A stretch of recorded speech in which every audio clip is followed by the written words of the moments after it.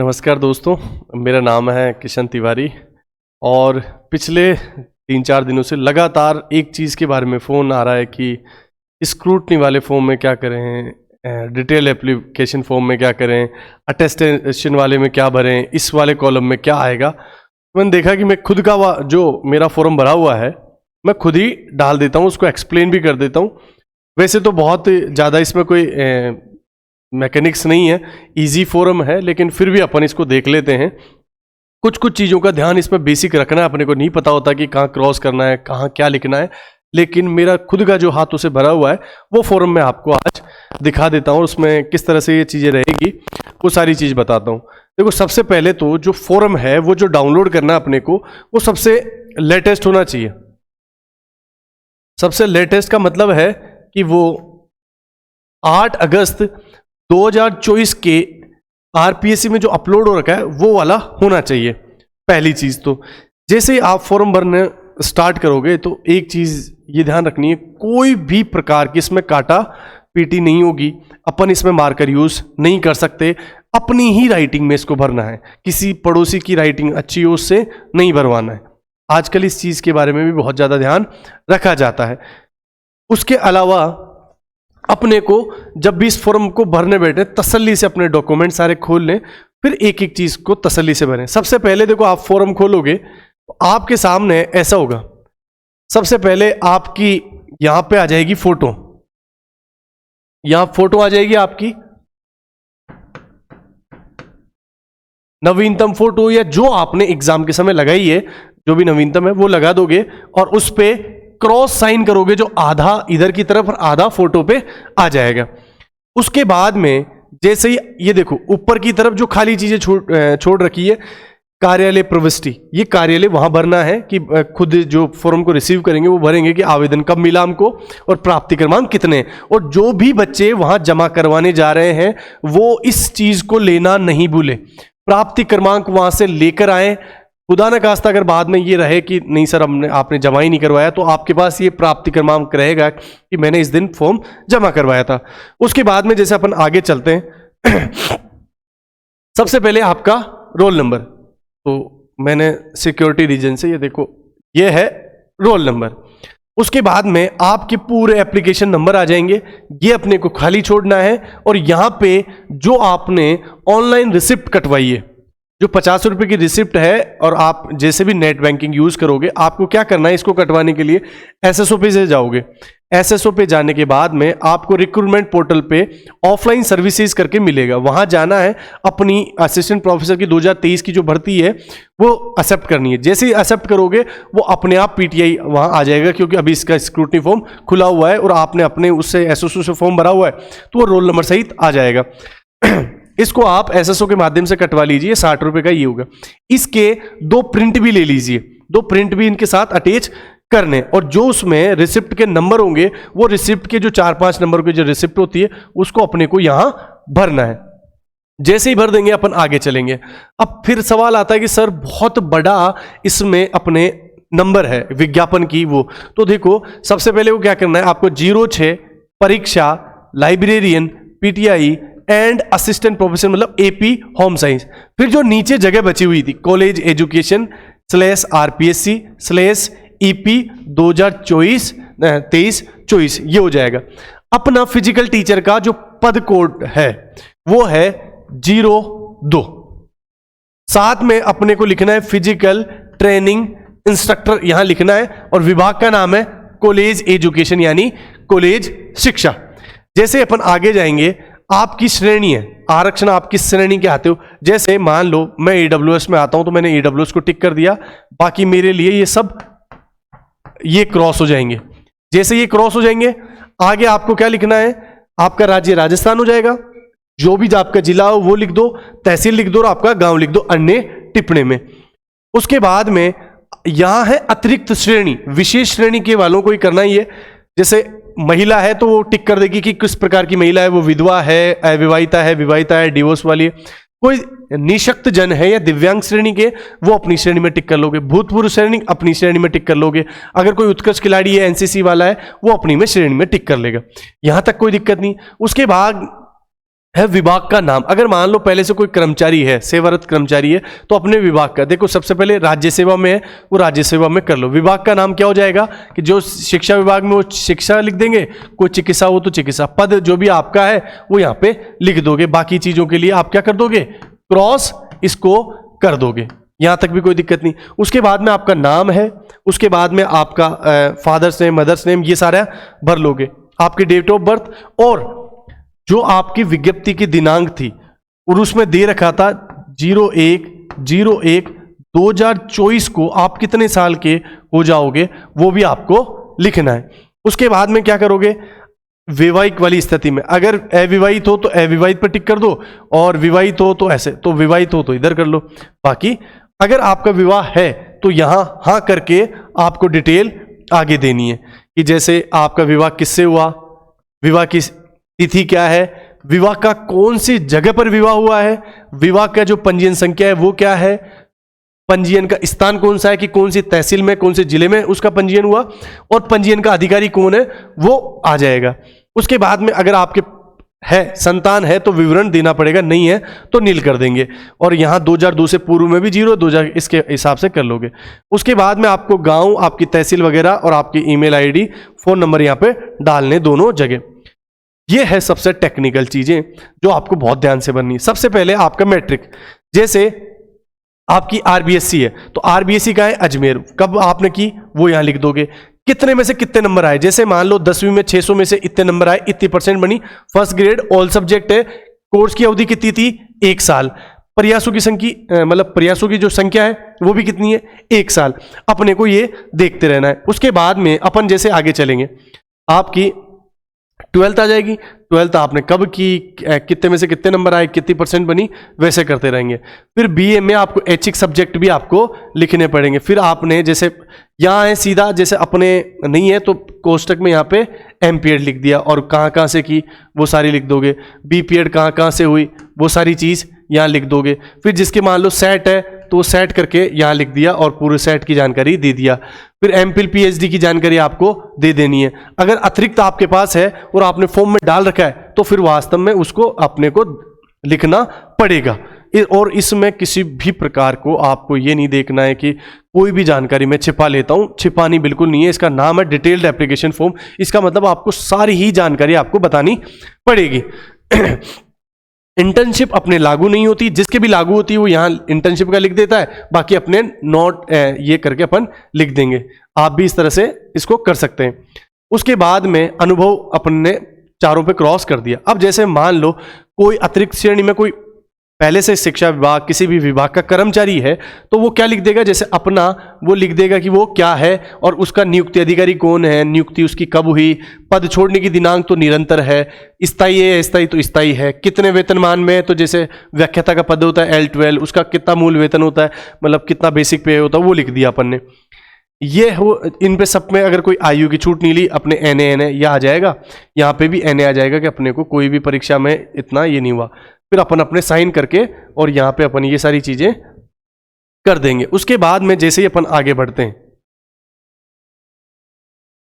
यह आ जाती है संलग्न, और ये सबसे महत्वपूर्ण है।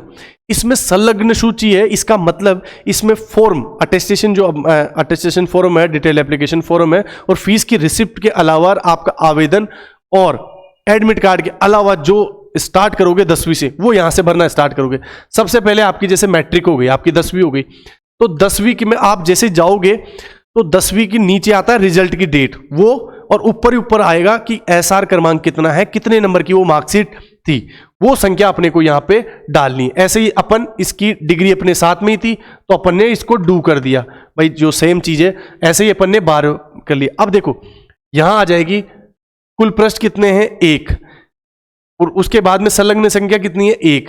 उसके बाद में जैसे 12वीं का हो गया, ये डैश हो गया, उसके बाद में 12वीं में हो गया 2, तो संलग्न संख्या 2 पे है, और उस पे आपको लिखना भी है मार्कशीट के ऊपर, जैसे आपकी फोटोकॉपी उसके ऊपर आप गोला भी लगा दोगे तो उनको चेक करने वालों को दिक्कत नहीं हो। फिर जैसे ही आप आओगे आपकी बीए पे, तो बीए की जैसे ही जो भी मार्कशीट है उसकी जो रिजल्ट दिनांक देख लेना और वहां पे वो देख लेना। ऐसे ही आपको डिग्री पे करना है। फिर देखो अपने यहाँ पे दे नहीं रखा अलग से, तो इधर आ गई एमपीएड, क्योंकि अपनी मास्टर्स यहाँ है, फिर नीचे आपको एमपीएड की डिग्री, फिर अपने नहीं दे रखा, वो किसका नहीं दे रखा, बीपीएड का नहीं दे रखा, तो बीपीएड की एक तो वो और बीपीएड की आपकी डिग्री हो जाएगी और उसका भी नंबर डाल देना है और संलग्न संख्या अपने को लिख लेना है। फिर देखो आपको खेल प्रमाण पत्र लगाना ही लगाना है, उसकी भी संख्या डालनी है, कौन से नंबर का खेल प्रमाण था, कितने तारीख को वो जारी किया हुआ है। उसके बाद में आपकी जो कास्ट का सर्टिफिकेट है, अगर आपने जो फॉर्म भरते समय जो लगाया है वो भी चाहिए और नया जो अगर है तो वो भी चाहिए। उसके बाद में आपका बोनाफाइड यानी आपका मूल निवास भी आपको चाहिए। उसके बाद में अगर जिसका विवाह हो रखा है तो वो विवाह का प्रमाण पत्र भी लगाएगा, उसकी संलग्न संख्या लिखेगा, आधार कार्ड आपको लिखना है, जो आपकी लास्ट इंस्टीट्यूशन की जो चरित्र प्रमाण पत्र है, सीसी है, करेक्टर सर्टिफिकेट है, उसको भी आपको दर्शाना है। और अगर जो व्यक्ति पहले से किसी राजकीय सेवा का कर्मचारी है तो उसको एनओसी भी चाहिए और एनओसी के साथ में उसको चाहिए सेवा संतोषजनक प्रमाण पत्र भी चाहिए। साथ ही में उसकी फर्स्ट ज्वाइनिंग कब हुई है वो भी उसको साथ में अटैच करना है। ये सरकारी जो नौकरी पहले से है वो तीन चीजों को नहीं भूलना है, एनओसी, सेवारत और पहली ज्वाइनिंग कब हुई वो कर देंगे, तो उसका भी अटैच यहाँ पे लिख देना है। फिर आगे जैसे हो गया, यहाँ मान लो 23 हो गया तो 24, 25, 26 ऐसे करके अपन लिख देंगे। ये अपने को कुछ भी नहीं छेड़ना है, ये कॉलम उन्हीं को ही भरना है जो अभी तक एमपीएड में थे और उनका रिजल्ट वगैरह आ गया तो अपने उसके साइन करो। जो पहले से पास आउट है उनके लिए ये लागू नहीं होता, तो नॉट एप्लीकेबल अपन ने इसमें लिख दिया। उसके बाद में ये है चेकलिस्ट, अगर आपकी ये है आप यहां टिक कर दोगे, इधर टिक कर दोगे कि अपन बिल्कुल हर स्थिति में क्या है, उत्तीर्ण है, ये है और राजस्थान के मूल निवासी है। अब ये पूछ रहा है जो अगर राजस्थान के मूल निवासी हैं वो तो लिख देंगे लागू नहीं, नीचे वाला अपने अनुभव भी लागू नहीं, लागू नहीं और लागू नहीं। अब जब लागू ही नहीं होता तो अपन क्या करने। उसके बाद में आपको क्या लिखना है, विज्ञप्ति जो भर्ती है विज्ञप्ति के अनुसार आपकी डेट कितनी होगी जो आपने को पूरा लिखना है। फिर विज्ञप्ति के अनुसार न्यूनतम और अधिकतम 21-40 आपको करना है और आपकी कैटेगरी यहाँ पे लिख दोगे, यहाँ पे आप साइन कर दोगे। ये कॉलम फिर नीचे का आपके बिल्कुल भी काम का नहीं है, वो जो भी चेक करेगा वो लिखेगा। अब ये है अटेस्टेशन फॉर्म, इसकी दो खासियत बात है, ये पुलिस वेरिफिकेशन के लिए होता है, तो ये जाता है पुलिस डिपार्टमेंट को, जो आपका डिपार्टमेंट इंटर वेरिफिकेशन करवाता है। जैसे क्या होता है, इसमें आपको अपने परिवार से लेकर एजुकेशनल से लेकर सबको डिटेल में पूछा गया है। इसको इंग्लिश में कैपिटल वर्ड में ही इसको भरना है, कहीं पे भी स्मॉल वर्ड नहीं चलेगा, कोई पेन चेंज नहीं चलेगा, बिल्कुल आपको साफ सुथरा भरना है। आप अपने सबसे पहले जो न्यूली फोटोग्राफ जो फोटो है यहाँ पे लगा दोगे। फोटो से मुझे एक और चीज है, जितने भी डॉक्यूमेंट्स आप भेज रहे हो वो पूरे सेल्फ अटेस्टेड होंगे। 2 प्रतियां लगेगी किसकी, अपने जो आपका जो फॉर्म है, कौन सा, डिटेल्ड एप्लीकेशन फॉर्म, एक डॉक्यूमेंट्स का आप सेट उनके साथ लगा दो। दूसरी चीज क्या है, सबसे पहले आप अपना नाम लिखोगे, पूरा नाम आ गया, आपके मोबाइल नंबर आ गए, मेरिट क्रमांक छोड़ना है और आपके रोल नंबर लिख दिए। फिर आपका प्रेजेंट एड्रेस लिखना है, वो पूरा लिख दिया। फिर आप अभी कहां हो वो लिखना है पूरा। और इसमें ऐसा नहीं है कि कुछ भी है तो लिख दिया, आपको सही सटीक जानकारी ही लिखनी पड़ेगी। देखो उसके बाद में क्या है, अगर आप जॉब में हो मतलब आप ऐसे, ये देखो ये पॉइंट बहुत वो है कि पर्टिकुलर ऑफ प्लेस, कि आपका कोई ऐसा स्थान जहां पर आपने 1 से ज्यादा साल रहे हुए हो, तो आपको बिल्कुल डालना है, क्योंकि ये वहां पे भी क्रॉस वेरिफिकेशन होगा। कि जैसे होता है ना कि यार अपनी एमपीएड हो रही है उदयपुर से और अपन एड्रेस में कंटिन्यू कहीं डाल ही नहीं रहे कि हमने कभी 1 साल से ज्यादा जयपुर छोड़ा है। अगर आपने जयपुर छोड़ा ही नहीं तो फिर उदयपुर से कैसे आपने बीपीएड कर ली, एमपीएड कर ली, या कहीं बाहर से, तो आपको लिखना पड़ेगा पूरा, वो सारी चीजें बतानी पड़ेगी। उसके बाद में क्या है, आपको अपनी फैमिली डिटेल्स डालनी है, तो यहाँ पूरी फैमिली हो जाएगी। और जैसे फादर है तो फादर के बारे में, मदर है तो मदर के बारे में, वाइफ के बारे में, सिस्टर्स के बारे में, और जितने भी वाइफ्स हैं, जितनी मतलब सिस्टर, जितने भी भाई बहनों, सबके बारे में आपको लिखना है। ऐसा नहीं कि भाई यहाँ 2 कॉलम, आप पूरा वहाँ लिखो। सबकी नेशनलिटी आ जाएगी, फिर वो कहाँ उनका वो है वो आ जाएगा, और वो क्या करते हैं, फार्मर है तो फार्मर, हाउस वाइफ है तो हाउस वाइफ लिख दोगे। कौन से एड्रेस पे वो अभी पोस्टल एड्रेस है उनका, और कौन सा परमानेंट एड्रेस है वो लिखोगे। उसके बाद में आपको अपने आधार कार्ड के लास्ट के 4 डिजिट लिखने, उसके बाद में आपकी नेशनलिटी लिखोगे, फिर आपके डेट ऑफ बर्थ लिखोगे। उसके बाद में आप ये देखोगे कि एडवर्टाइजमेंट में आपकी डेट ऑफ बर्थ कितनी थी, उस टाइम पे कितनी एज थी, तो वो लिखोगे। फिर आप 10वीं में कितने साल के थे, वो पूरा दिन महीने, और ये कहाँ से निकालोगे, रिजल्ट डेट। आप रिजल्ट की डेट से आप इसको कैलकुलेट कर लोगे। एज कैलकुलेटर खोल के आप आराम से, खुद करने मत बैठ जाना, आराम से कर लेना इसको। उसके बाद में आप अपने जो डिस्ट्रिक्ट है वो डाल दोगे, यहाँ पूरा एड्रेस आ ही जाएगा, यहाँ राज्य आ जाएगा, और आपका यहाँ पे रिलीजन आ जाएगा। रिलीजन के बाद में ये आता है, इसको समझना है। Education qualification showing place of education, आपने कहाँ कहाँ से अपनी एजुकेशन ली है, पूरा विवरण देना है पिछले 15 साल का। तो जैसे सपोज दैट मैंने 10वीं से लेकर पूरा विवरण दे दिया, 10वीं 12वीं कहाँ से की, बीए कहाँ से की, और आपकी एमपीएड कहाँ से हुई, फिर इधर से मतलब अगले में पीएचडी कहाँ से हुई, तो पूरा लिखना पड़ता है। अगर आप नौकरी में हो तो पूरा बताना पड़ेगा कि नौकरी में कब से हो, किस पद पे हो, कौन से स्कूल में हो, अभी कंटिन्यू छोड़ दिया, छोड़ने की वजह क्या है, कंटिन्यू हो या डिसकंटिन्यू, ये सारी चीज़ें देखनी है। उसके बाद में ये वाला जो 13 वाला पॉइंट है, सब में नो लगा देना, कोई पढ़ने की जरूरत नहीं है अगर आप पे केस वेस नहीं हुआ हो तो, और आप बहुत अच्छे कैंडिडेट हो तो। उसके बाद में अगर इनमें से कोई चीज़ लागू है तो उसका मेंशन करना, नहीं लागू है तो नॉट एप्लीकेबल लिख के दे देंगे। और ये आ जाता है लास्ट पेज। इस पर क्या करना है, उन 2 व्यक्ति रेस्पॉन्सिबल उत्तरदायित्व व्यक्तियों के नाम लिखने हैं जो आपको जानते हो। जब पुलिस वेरिफिकेशन करने आए तो वो कह सके, आपकी गवाही दे सके, हाँ मैं इसको जानता हूँ, क्योंकि बाद में अगर कोई आता भी तो उसका आधार कार्ड भी लगता है। आपको उनका नाम लिखना है सबसे पहले, नाम के बाद में आपको उनका पूरा एड्रेस लिखना है, पूरे एड्रेस के बाद में उनका प्रोफेशन लिखना है कि वो किस उसमें है, क्या करते हैं वो। उसके बाद में उनका क्या लिखना है, उनके नंबर लिखने, फ़ोन नंबर भी लिखने, और फिर आपकी जो भी डेट वगैरह है। और ये आपको करवाना है कि भाई कौन, आपको ये गजेटेड ऑफिसर से साइन कराना है जो आपको ये देता हो करेक्ट सर्टिफिकेट कि भाई हाँ ये व्यक्ति ठीक है और मैं इसको 10 साल से जानता हूँ। अगर इसके बारे में कोई भी तथ्य गलत होता तो मैं खुद भी जिम्मेदार हूँ, तो अपने जानकार से इसका वो करवाना। और इस तरह से ये फॉर्म भरता है। अब देखो ये तो रही फॉर्म की बातें। फॉर्म के बाद में भी आपको जो सीक्वेंस है वो क्या रखनी है, जैसे आपने 10th लगा दी, 12th लगा दी, फिर उसके बाद में बीए की फर्स्ट ईयर, बीए की सेकंड ईयर, बीए की थर्ड ईयर और बीए की डिग्री।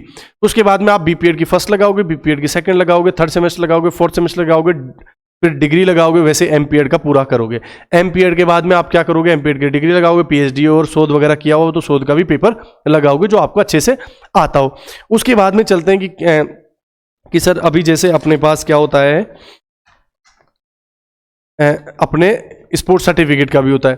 तो स्पोर्ट्स सर्टिफिकेट का आपको करना है, मूल निवास करना है, चरित्र वाला करना है, आधार कार्ड लगाना है, और सबको सेल्फ अटेस्टेड करना ही है। साथ में जिनको एनओसी है तो वो एनओसी भी लिखेंगे, जिनका विवाह है तो वो विवाह का प्रमाण पत्र भी देंगे। दूसरी चीज़, ये 13 तारीख तक अपना जो रिजल्ट है उसके 15 दिन हो जाएंगे। अपने को 13 तारीख पहले अपने को पहुंचाना है। ऐसा नहीं कि 13 के बाद में वो लोग वो नहीं कर देंगे। पोस्टल को जानते हैं कि 1-2 दिन पोस्टल लेट भी हो जाता है, लेकिन फिर भी अगर आप अजमेर के आसपास के हो तो आप खुद ही जाके वहाँ फॉर्म जमाना करवा सकते हो। और आपके लिए भी क्या है, इस चीज़ की सहूलियत रहती है कि भाई हाँ टाइम से पहुँच गया। पोस्टल से आपको क्या नंबर नहीं मिल पाते कि आपका फॉर्म किस नंबर पे जमा हुआ है, जबकि आप खुद जाओगे तो आपको वहाँ खिड़की से जब फॉर्म लेंगे तो आपको बताएंगे कि हाँ आपके फॉर्म नंबर ये है। दूसरी चीज़, अभी अपना जो इंटरव्यू है वो थोड़ा सा समय लगेगा उसमें। अभी थोड़ा सा निश्चिंत रहें, काम कूल रहें, और इस फॉर्म को भरने में थोड़ा सा ज़्यादा वो लगाएं, क्योंकि कोई भी गलत डिटेल इसमें नहीं देनी है जो आपकी है नहीं। कोई भी प्रकार की झूठी या मिथ्या रिपोर्ट यहाँ पे नहीं देनी है। डॉक्यूमेंट्स वेरिफिकेशन का आप लोग जानते हो, बहुत बारीकी से इसमें डॉक्यूमेंट्स वेरिफिकेशन होता है। तो इसमें है, फिर भी अगर किसी को ये लगे कि किसी कॉलम में उसको दिक्कत है, वो पर्सनली भी मुझसे कनेक्ट करके पूछ सकता है, और फ़ोन कर सकता है, टेलीग्राम पे मैसेज कर सकता है, इंस्टाग्राम पे मैसेज कर सकता है, व्हाट्सअप कर सकता है। फिर भी किसी भी इसमें टॉपिक में या पॉइंट में दिक्कत आएगी तो मैं बता दूंगा। साथ में एक चीज़ का और ध्यान रखना है, मैंने 15 पॉइंट बनाए हैं इंटरव्यू के लिए। बहुत सेलेक्टेड पॉइंट बनाए हैं कि ऐसी 15 चीज़ें जो अपने इंटरव्यू को बहुत अच्छी बना सकती है। उन चीज़ों का भी मैं अगले वीडियो में आप लोगों को बता दूंगा कि जो 2 महीने मिले हैं आपको, उसमें आप ज़्यादा से ज़्यादा उस 15 पॉइंटों पे काम कर सको। उसमें एक पढ़ाई भी है, अपना एटीट्यूड भी है, आंसर देने का सही तरीका भी होता है। क्योंकि मैंने 2-4 इंटरव्यू दिए हुए हैं, उसके हिसाब से मैं आधार पे बता भी देता हूँ। दूसरा क्या होता है कि एक आपस में जब अपन किसी से कम्युनिकेशन करते हैं तो उसका भी एक वे होना चाहिए जो अपन थ्योरेटिकली अपने को पता नहीं होता, वो भी चीज़ों के बारे में अपन जानेंगे। तो इस वीडियो में इतना ही। थैंक यू सो मच, बस जुड़े रहिए।